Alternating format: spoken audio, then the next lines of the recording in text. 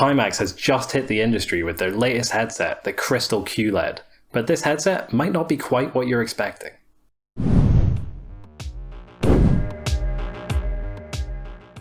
Hey everybody, I'm Rory and welcome to another VRcompare video.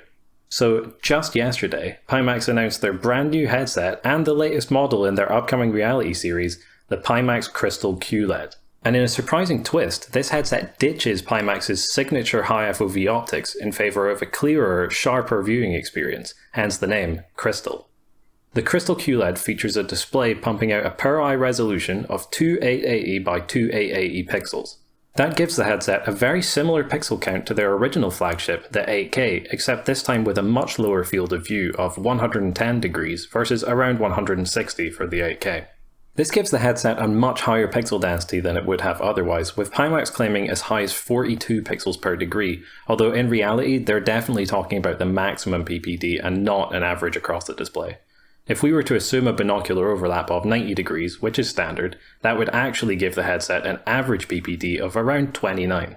While the key feature of the Crystal QLED is its display fidelity, it also features interchangeable lenses, which is something we haven't actually seen since the days of the Rift dev kits.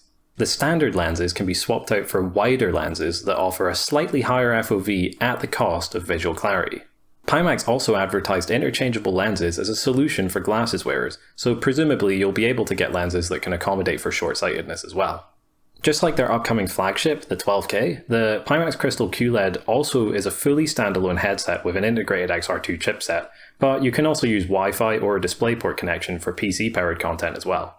If we compare it more closely to the 12K QLED, the Pimax Crystal QLED is actually quite a similar headset. They both share the same tracking system and controllers, with both headsets also having the option to swap in and out faceplates that allow for extra features like SteamVR tracking or advanced mixed reality pass-through. They even look the same externally, although you can clearly see the wider lenses on the 12K when you look at the insides of both headsets. In terms of specs, the Crystal QLED has a lower FOV, resolution and refresh rate than the 12K, although it will have a higher pixel density. Both headsets offer eye tracking and dynamic foveated rendering, which is great, but it seems like the Crystal is missing the face and body tracking that was advertised for the 12K.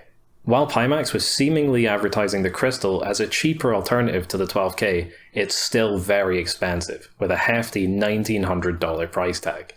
It's worth pointing out that this puts the Crystal in direct competition with the Varjo Aero, as both headsets are designed with high visual fidelity and eye tracking in mind, as well as being around the same price. That being said, if Pimax can deliver on everything they've promised with the Crystal, it will definitely be a better value option.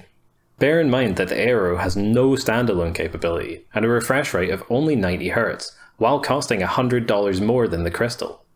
That aside, when are we actually going to see the Crystal hit the market?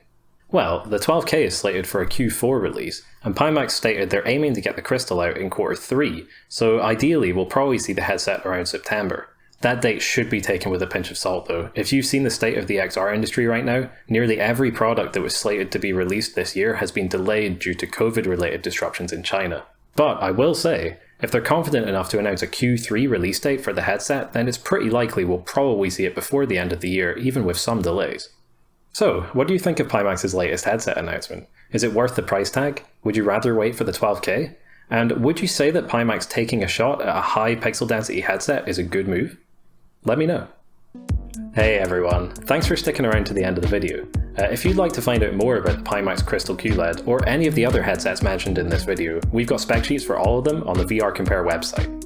I've also left a link in the description to a comparison between the 12K QLED, the Crystal QLED, and the Varjo Aero, so you can see how they all really stack up against each other. Feel free to check it out. And if you'd like to stay updated on the XR hardware scene, just drop a sub. It goes a long way. Cheers everybody.